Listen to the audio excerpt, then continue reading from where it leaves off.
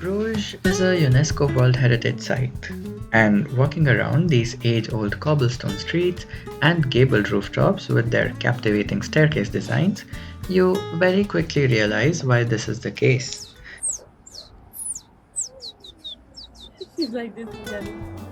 But let me first begin with the most abundant inhabitants of the city, our ducks, moorhens, and coots. The river channels that heavily crisscross the city were first built by effectively rerouting the River Ray in the 13th century. And this was so that the seafaring tradesmen who came by heavy ships could directly disembark on smaller boats and transfer their luggage into indoor markets. Today, these same waterways are occupied by birds and boats as well, which preserve the Middle Age look of these waterways. We also noticed the wagtail in the beginning of our trip, wagging its tail on a four-sided lantern post, which I later discovered have been designed by local craftsmen of the city, and therefore these lanterns are legally protected designs. Meanwhile, the national bird of every country ever, pigeons, find a legend branch to rest on wherever you go.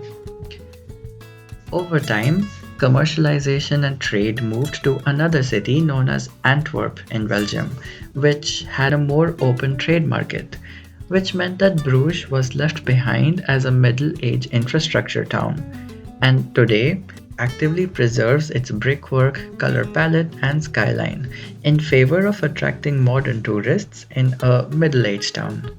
Speaking of, we continue hearing click clacking of horse carriages around us, behind us, and coming towards us as we hit every main tourist spot. Their numbers and healthcare is actually regulated by the city. One of the best parts of Belgium is that the beauty of designs is slightly understated, some functional and some rather intricate. So, as you walk around the center, take a moment to stare at the most obvious attraction, the Belfry Tower. With over 80 meters in height, it was built to display Bruges as a merchant city of great wealth and success. The 47 bronze bells housed in the belfry still ring to this day, and the corridor inside is used for different exhibitions of music and art.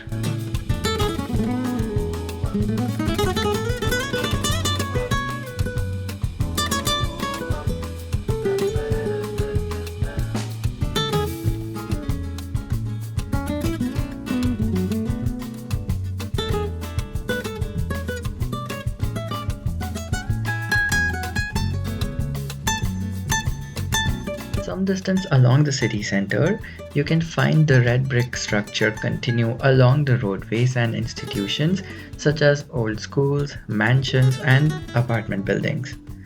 In fact, one of the best ways to walk through the history of design, life, and luxury that inhabited the city in the past, a visit to Groothuis Museum is warranted. Paintings, artworks, and even the style of tilework in the windows and floors is a sight to behold, to the point that it even feels like a maximalist experience of colors and shapes over time.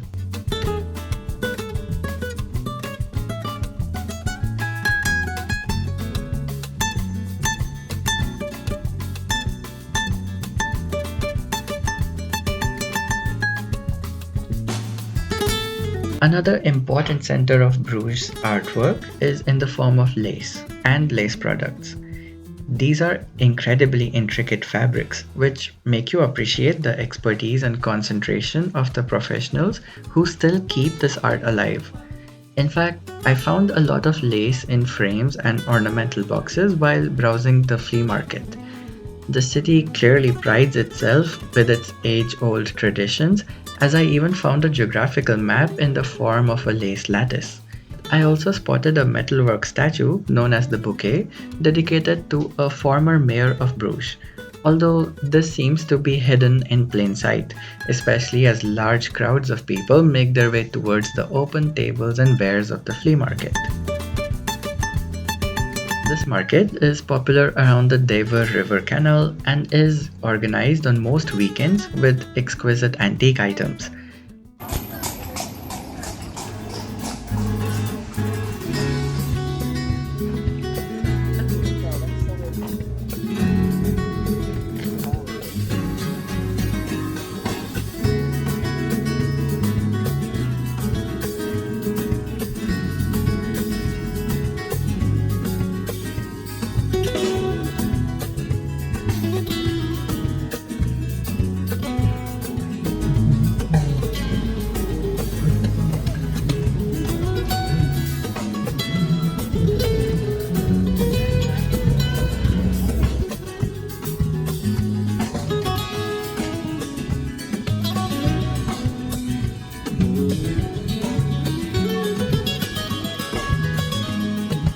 Unfortunately, one of the downturns of an enthusiastic tourist crowd is also the way some of the most well known regions get flocked with photographers and appreciators.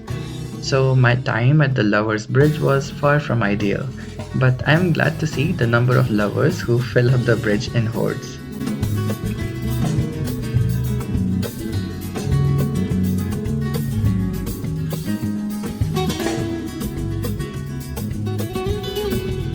I would also like to point to the many well behaved dogs who walked alongside their friendly owners, and I did spot quite a few during the day.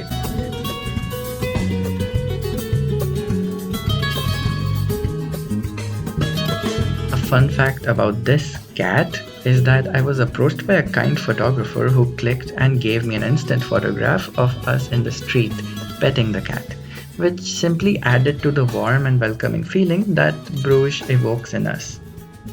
This is only amplified as you walk down these romantic river channels. I have no strategy to suggest here, just the fact that any street you turn or bridge you cross in an attempt to follow the river will lead you to even more interesting and colorful streets that you wouldn't expect to see.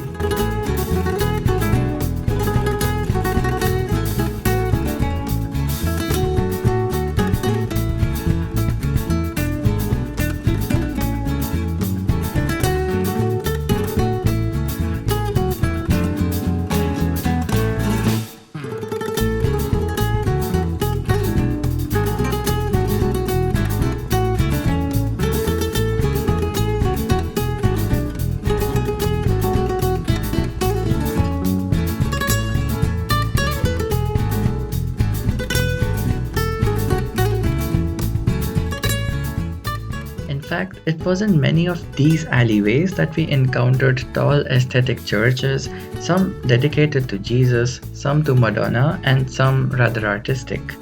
There are symbols and icons for the Catholic Gothic era of Bruges, which represent both the religious sentiments as well as preserved art forms of their time. In any of those that you choose to enter, the scenes and mood of the sanctity will certainly feel bigger than life, even if you do not actively practice the religion. For me, simply turning my head up towards the ceiling and tracing the contours of the many designs in the inner arches and domes is equally mesmerizing as it is calming.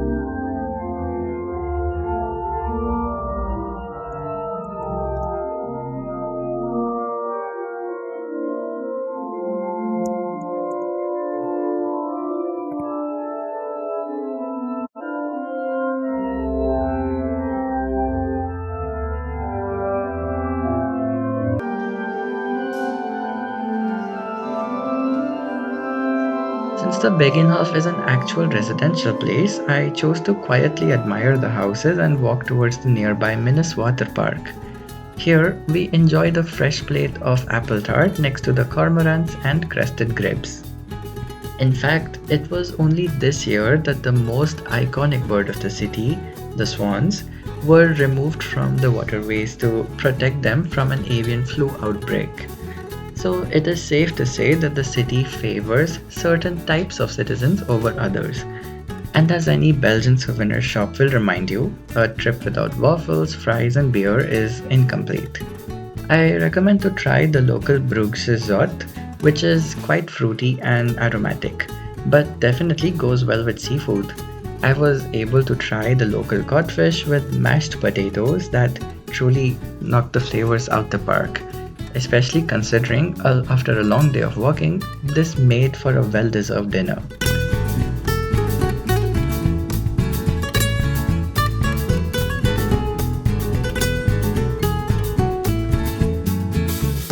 Another suggestion I have is to visit a local chocolatier and pick up a discovery box to explore many interesting combinations like chili and sugar or dried flowers with raspberries.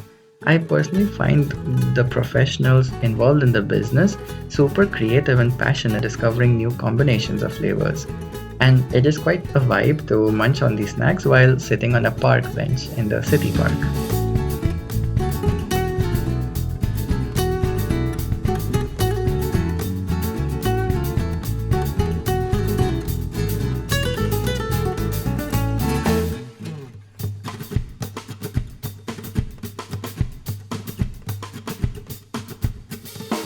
Now, on to the second last thing that you might or might not agree with me, but I think every trip you take has some sides that make you double take on what you just saw. And for me, these consist the whole bag of Bruges views. In any case, I prepared a montage in case you ever find yourself on these streets and notice the same things I did.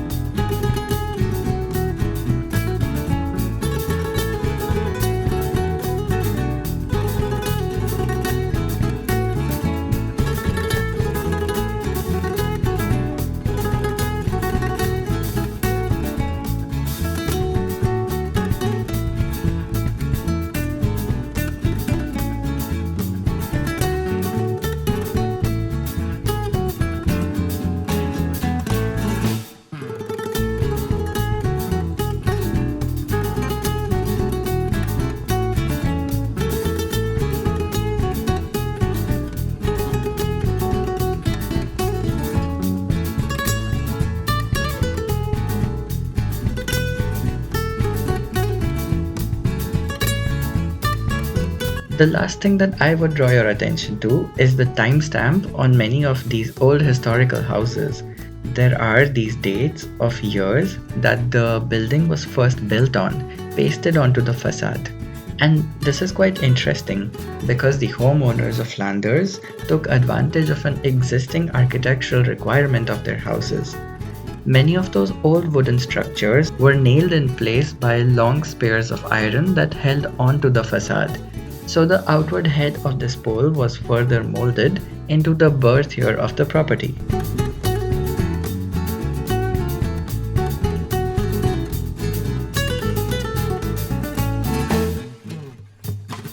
Trying to find the next big facade with these numbers could also become your favorite pastime walking around Bruges. And I am sure the merchants of the Middle Ages would extend their gratitude if you do.